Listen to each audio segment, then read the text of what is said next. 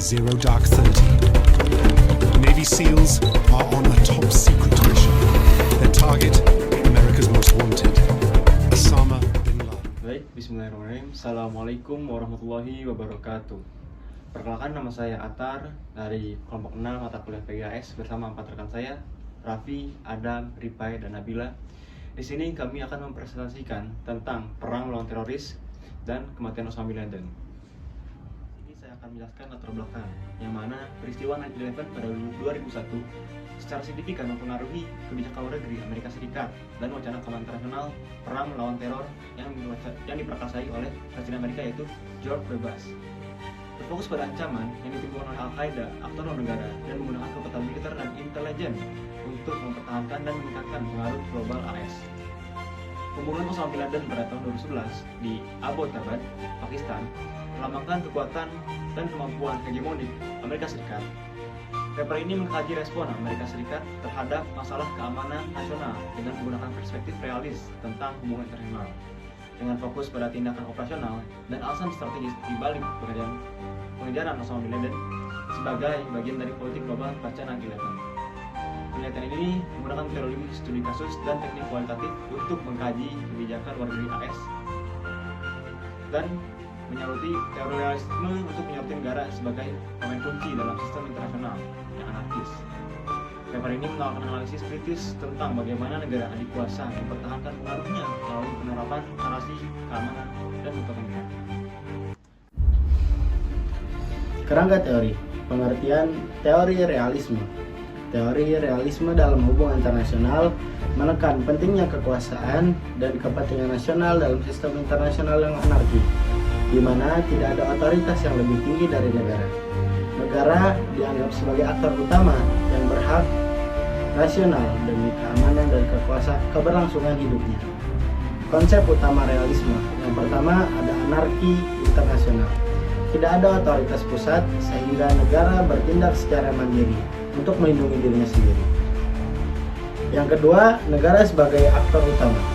Negara adalah pusat pengambilan keputusan, bertindak rasional demi kepentingan nasionalnya.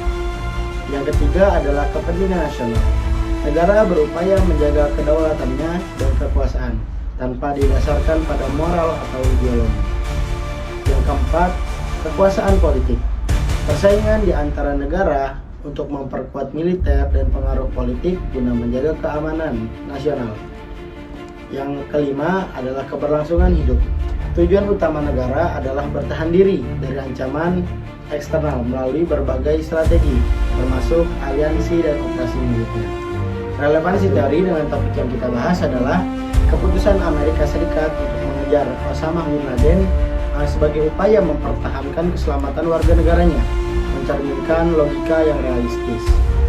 Yang kedua adalah tindakan unilateral. Operasi militer tanpa izin Pakistan menunjukkan realisme bahwa negara besar dapat mengabaikan norma demi kepentingan nasionalnya. Yang ketiga adalah instrumen kekuasaan.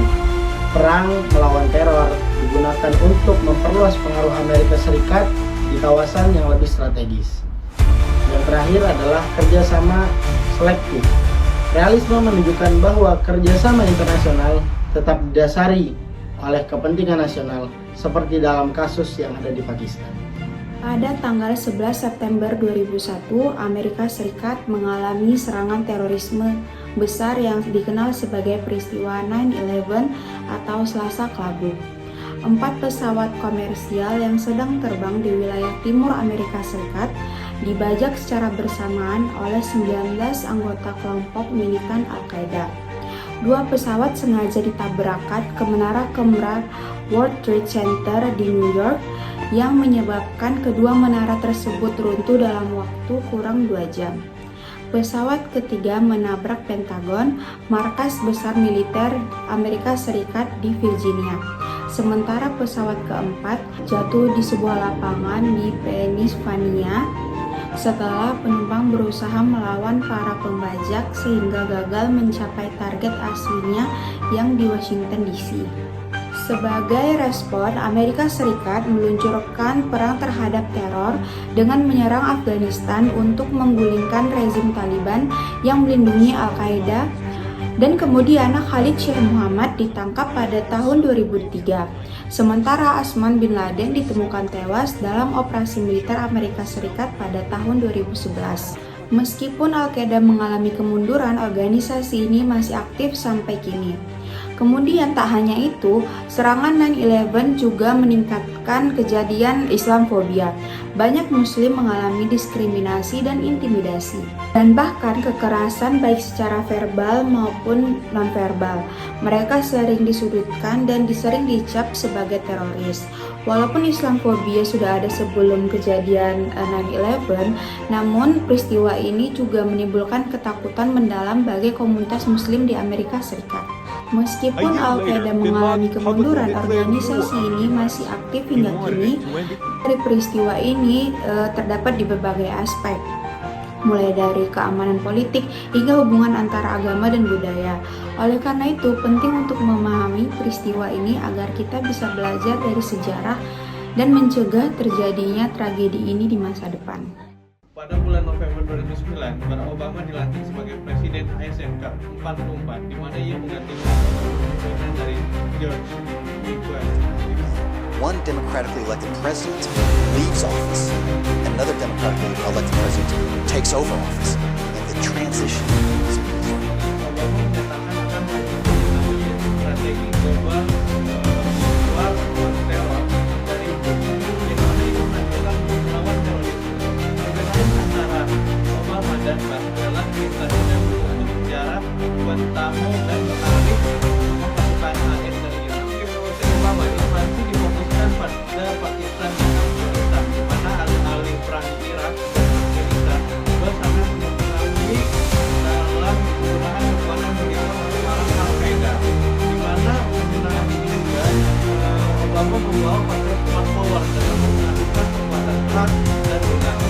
Serta Barack Obama juga dalam pidatonya pada tanggal 1 Agustus 2007 menyatakan bahwa ia akan membawa perubahan pada AS dalam merespons permasalahan yaitu melalui peningkatan kapasitas sipil. Dalam analisis ini juga, akibat terorisme yaitu konsekuensi jangka panjang seperti penarikan pasukan dari Irak dan penyelesaian strategi di Afghanistan dilakukan untuk risiko keamanan dan adanya kondisi lapangan. Dalam pemikiran ini juga yang rasional terdapat juga yang namanya konsumsi sosial yang mana ini merupakan usaha membangun pandangan publik terhadap antar agama serta perbaikan citra Amerika di dunia. War with Islam. We are at war with people who have perverted Islam.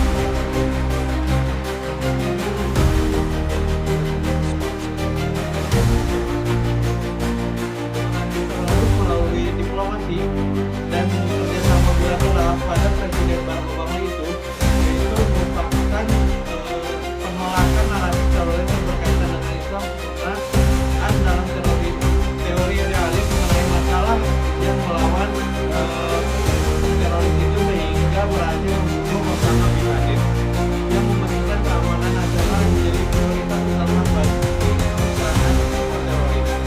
Barack Obama juga mengatakan bahwa teroris ini harus dilawan karena bisa mengancam keselamatan negara untuk warga.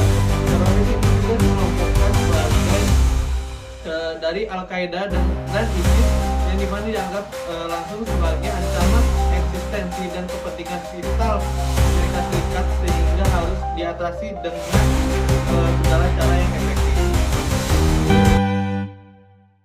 Peristiwa 9/11 yang terjadi pada Amerika Serikat mewakili pergeseran paradigma dalam kebijakan luar negeri Amerika Serikat menuju realisme dengan menekankan keamanan nasional dan keunggulan strategis.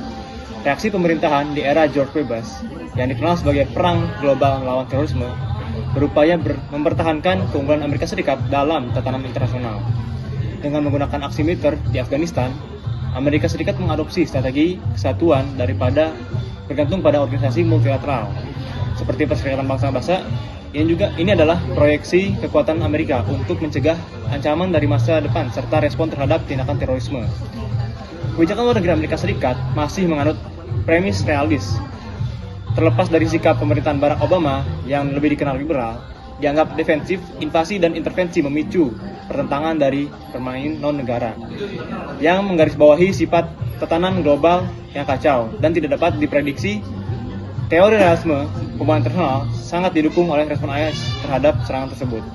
Mungkin dicukupkan dari kelompok kami, kurang lebihnya mohon maaf. Bila bisa bihak, Assalamualaikum warahmatullahi wabarakatuh.